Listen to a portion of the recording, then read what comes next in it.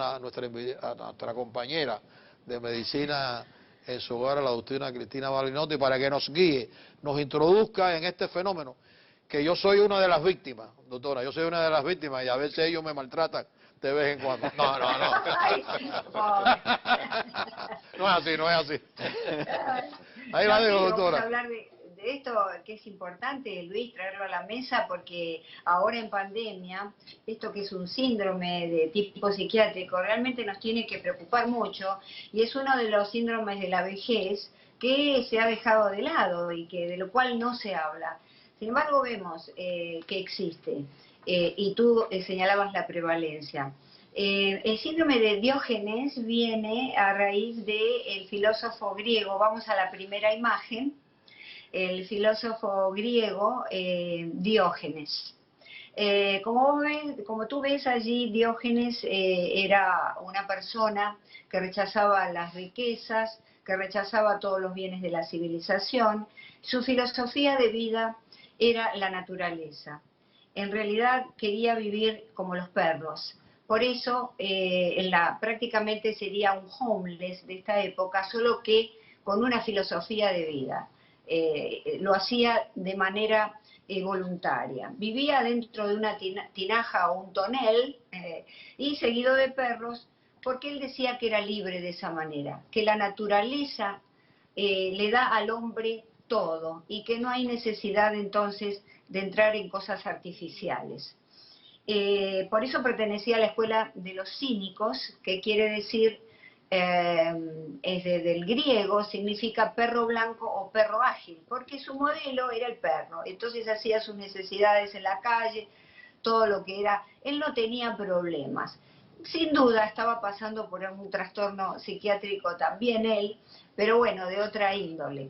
Entonces, llegado la época nuestra, alrededor de 1970, se descubren los ancianos que padecen de este síndrome, en cuanto a que son ancianos que se autoabandonan, vale decir que se dejan estar debido a un problema psiquiátrico. Entonces pasamos a la segunda gráfica y vemos que el síndrome de Diógenes es un desorden psiquiátrico, y acá vemos la imagen. La imagen vale por 1000 palabras. Ya. Así viven los ancianos con síndrome de Diógenes. Ocurren en personas mayores de 65 años, predominantemente alrededor de los 79, es donde se encuentra la mayor población. Y muchos dicen que en realidad el Diógenes está mal puesto, que en realidad lo exacto es decir un síndrome de dejadez senil, síndrome de la miseria senil, silogomanía, que quiere decir acumular objetos que no tienen valor. Fíjate cómo vive esta persona. Son personas que salen a la calle buscando cualquier objeto y se lo llevan a la casa como una posesión preciada. Entonces, ellos, ahora vamos a ver cómo ven esta vida. Y pasamos a la próxima gráfica para encontrarnos con los síntomas. Esto es importante conocerlos. Hay negligencia en el autocuidado, acumulación de basura, inclusive materias orgánicas.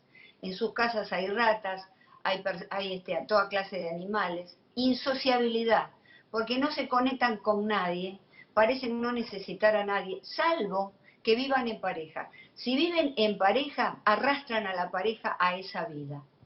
Hay una falta de conciencia de la enfermedad. Ellos no creen que están haciendo nada. Cuando los vecinos, por ejemplo, le tocan a la puerta, los olores que hay, muchas veces, si ya no les alcanza la casa, ponen esas posesiones preciadas en la vereda, en el garage, afuera. Hay una apatía, nada les interesa, solo lo que están haciendo. Y en muchos convive con el síndrome de Noé. Tú sabes qué es el síndrome de Noé, es la acumulación de animales. Pero yo no te estoy hablando de 2, 3 animalitos, 4, estoy hablando de 50, de 60 gatos, perros, que suelen morirse en la residencia, que están malnutridos, enfermos. Lógicamente esta gente nunca se baña, nunca hace ningún tipo de higiene del lugar. La familia los abandona porque no hay manera, debido a que no hay conciencia de enfermedad, no hay manera de cambiarles esa forma de vida o llevarlos a una terapia. Y esto es muy peligroso en el día de hoy, porque fíjate que en los Estados Unidos, ahora vamos a ver una estadística, del 2% al 5% de las personas sufren de este síndrome. Lógicamente no es el síndrome de acumulación compulsiva, no es eso. El síndrome de acumulación compulsiva es lo que vivimos nosotros acá en esta cultura. Hombres, mujeres que compran zapatos, vestidos, carteras, posesiones, libros que no usan, vestimenta que no usan, pero la tienen ahí, lo acumulan. Generalmente la casa de estas personas no se puede entrar, porque ya no hay espacio para poner nada. Sin embargo, son muy sociables, siguen trabajando, tienen amigos, y los amigos no se dan cuenta que está justamente con este síndrome que se corresponde con, lógicamente, con la cultura, ¿verdad?, de la acumulación. En la próxima gráfica vamos a ver las causas. Hay 50% de factores genéticos y 50% ambientales. Desde el punto de vista de la neurobiología, se considera que es una forma de inicio de la demencia frontotemporal. Atención, la demencia, esto para los familiares. Desde el punto de vista psicológico, tienen siempre una personalidad con tendencia al aislamiento y la misantropía, que quiere decir que no quieren saber nada con el género humano, lo odian al género humano, no se quieren conectar con nadie. Eventos traumáticos y estresantes del pasado pueden dispararlo, y factores estresantes de la tercera edad. Fíjense que ya después de los 65, bueno, algún amigo se ha muerto, algún familiar querido, los padres, algún hijo, todo eso lo puede disparar si está la base genética y la personalidad. El 50% presenta otros desórdenes psiquiátricos, como el trastorno depresivo mayor y el trastorno obsesivo compulsivo. También puede ser un mecanismo de defensa frente a la realidad exterior. La gente ahí se pone adentro como parapetándose, atrincherándose de lo malo que le pasó afuera. Y desde una explicación psicoanalítica es muy interesante. Fíjense que se habla de la cadena umbilical. Y un poco nos toca a todos esto. En el vientre materno vivimos un paraíso terrenal. Eso sin duda. Ahora bien, cuando a los 9 meses salimos al mundo, es un mundo sin comodidades, un mundo frío, donde tenemos lentamente que aprender la independencia. Y entonces, nos dice el psicoanálisis, vamos generando cordones umbilicales con la gente, con las situaciones, los amigos, la familia, los hijos, justamente para tener aunque sea un cuarto de esa felicidad que teníamos en el vientre materno, desde ya que esta es una causa inconsciente.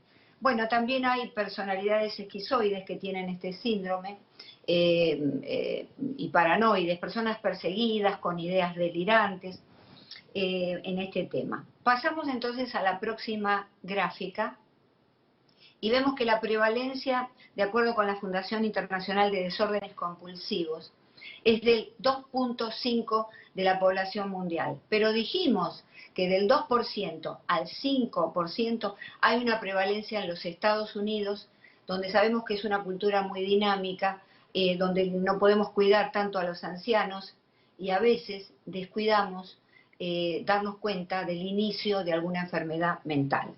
1 de 4 pacientes con trastorno obsesivo compulsivo padecen este síndrome, este trastorno. Y por supuesto está incluido en el manual de enfermedades psiquiátricas, el DSM-5, la versión 5, como un trastorno psiquiátrico. Pasamos a la próxima gráfica, y en la próxima gráfica vemos que acá hay otra señora con síndrome de Diógenes. Un acumulador compulsivo no es un coleccionista. El coleccionista siente placer, es ordenado, es un hobby. Bueno, colecciona estampillas, colecciona monedas, pero siempre de un mismo tenor. Y vive una vida normal, siente placer por esa colección. Ahora, vamos a la próxima gráfica y vemos cuál es el tratamiento de esta afección. Es un tratamiento multidisciplinario. Por supuesto que hay que hacer una higiene integral del hogar con una compañía, una higiene integral de la persona. Ustedes saben que tienen, como nunca se bañan, tienen todas clases de lesiones en la piel, las uñas extremadamente largas. Es realmente algo tremendo. Hay una terapia de alimentación que seguir. ¿Por qué? Porque lamentablemente ellos están desnutridos. Terapia psicológica muy difícil. Por eso es un tratamiento conjunto, porque ellos no creen tener nada. Y la intervención familiar, como siempre decimos, si se llega a estos estadios es porque generalmente no hubo un vínculo muy cerrado, o nos hemos cansado de ayudar a este familiar y lo hemos dejado ir. Generalmente son los padres, y entonces hay que hacer un esfuerzo y no dejar ir este tipo de problemas, sobre todo porque, como vimos, convive con la demencia. Y la terapia farmacológica, que desde ya esto lo tiene que indicar un médico psiquiatra, el médico clínico, que es el que hace las derivaciones correspondientes. Entonces vemos lamentablemente esto es algo que está ocurriendo y está debajo de la alfombra, pero hay que hablarlo porque representa un problema de salud para los vecinos que viven con estas personas, un problema para la familia, para ellos mismos desde ya. Nosotros tenemos acá también otro síndrome de Diógenes, Luis, y lo pensamos que es el síndrome de Diógenes digital, ¿no? Acumulamos con esta tecnología un montón de fotos que no nos vamos a ver o no las miramos nunca. Y entonces hay muchas cosas en esta cultura que tienden un poco a la acumulación de cosas, ¿verdad? Así que, bueno, lo hemos visto también en esta pandemia, ¿verdad? Con la acumulación de alimentos. De modo que es como que podríamos decir que esto está en el ser humano, ¿no? Y que va a depender de la genética y va a depender del ambiente en el que se cría, los factores ambientales, la familia. Esto va a depender para que se dispare o no ya un síndrome de Diógenes, claro, es decir, un síndrome de acumulación de magnitud extremada. Que tiene que haber una información genética errónea y después entonces factores ambientales, pero usted me contestará la pregunta. Sí, bueno, en principio, en efecto, Julio, el 50% de estas personas presentan desórdenes psiquiátricos. Sin duda que estamos aquí en una psicosis. Vemos que conviven con el trastorno depresivo mayor, que generalmente tiene ideación de suicidio y que convive también con alucinaciones auditivas, visuales, y el trastorno obsesivo compulsivo. Pero sí, es un desorden psiquiátrico y son personalidades también que las puede tratar realmente un psiquiatra. El 50% son factores genéticos y el 50% ambientales. La Organización Mundial de la Salud nos dice que somos seres biopsicosociales, es decir, que siempre estamos determinados por varios niveles, no hay una sola causa. No es que yo me enfermo de este síndrome porque de pronto tuve un maltrato o una frustración social. Yo, por más que tenga un maltrato o una frustración social, no puedo realizar este síndrome si no hay factores genéticos. Es decir, que es la genética, es el ambiente. ¿Y qué es el ambiente? La familia, la sociedad en la que se vive, ¿verdad? Es la personalidad también.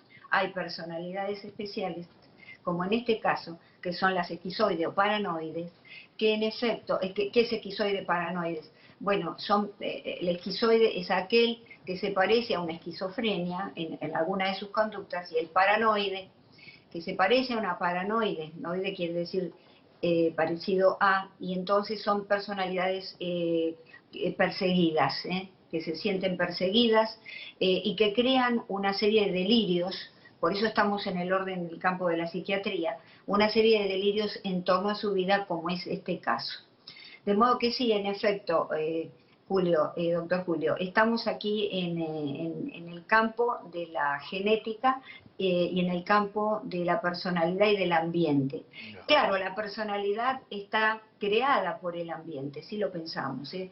La personalidad es como esa guía de la plantita, para que no se venga abajo, y está generada sobre un sustrato de temperamento, se desarrolla la personalidad y después se desarrolla el carácter.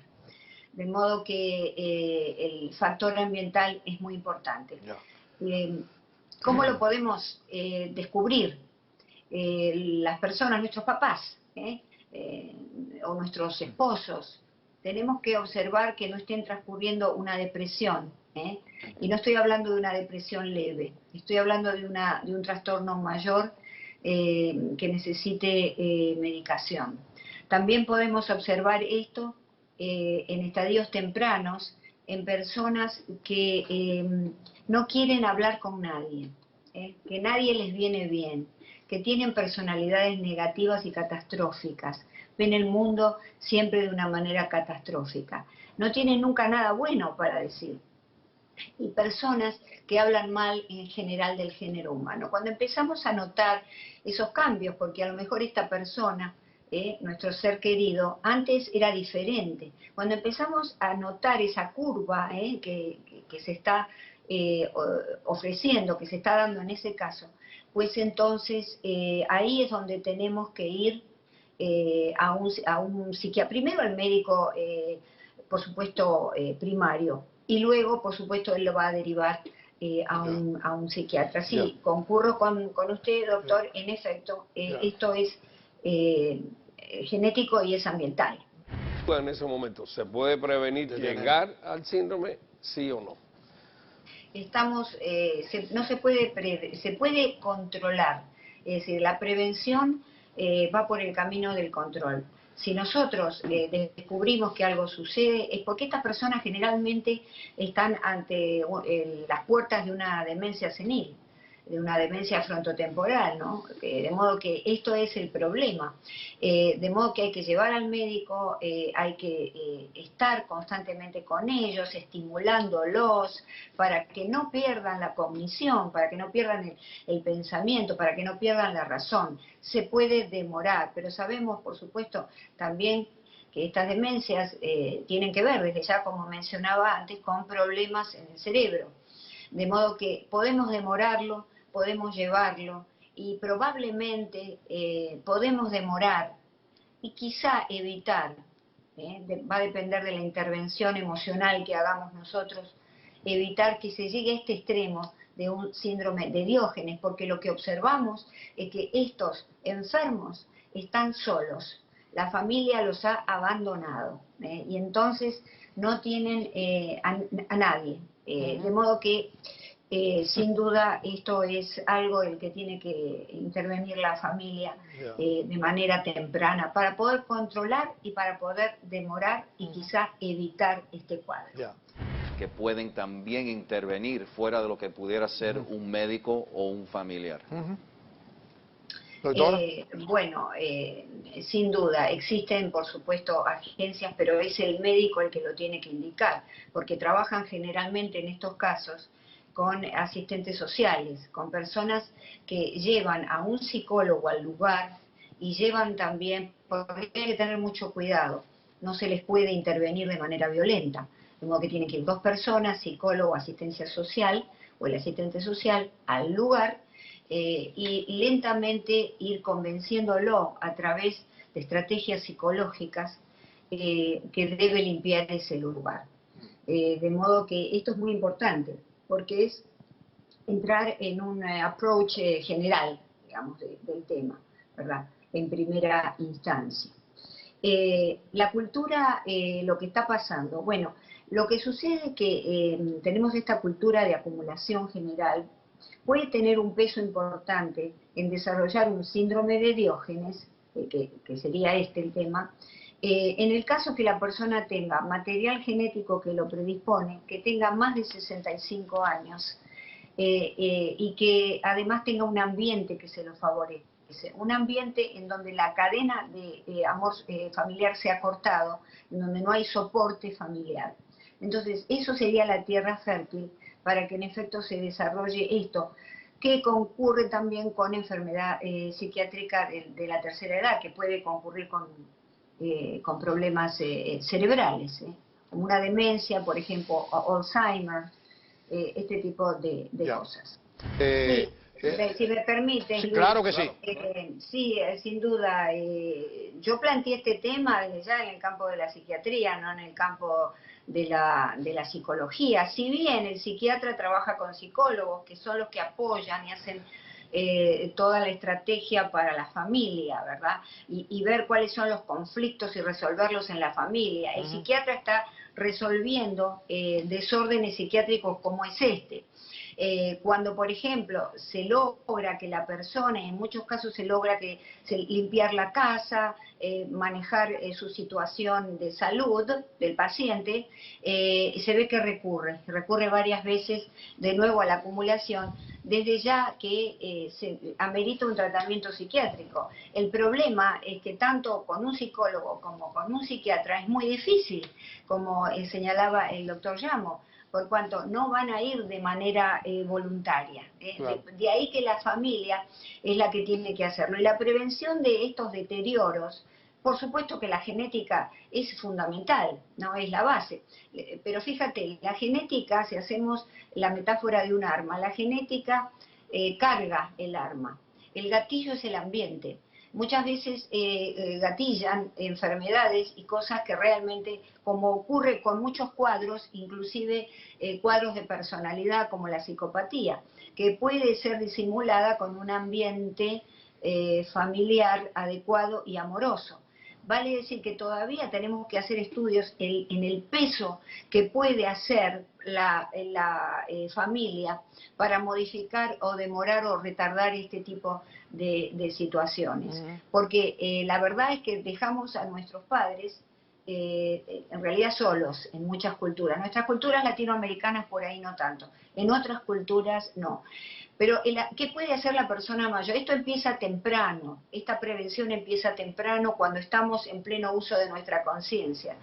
Por ejemplo, no retirarse. El retiro para mí es una muerte social. Yo creo que tenemos que, digamos, pasar a otra actividad. Pero siempre tener desde los 50 años la idea de que vamos a seguir produciendo, que vamos a seguir activos, porque el cerebro necesita actividad y de esa manera, fíjate que hay ejercicios mentales, palabras cruzadas, cosas que la persona, porque el cerebro con los años, por supuesto, de pronto va perdiendo funcionalidad y entonces tenemos que incentivarlo, seguir trabajando, seguir allí presentes en la medida que podemos hasta el fin de nuestros días.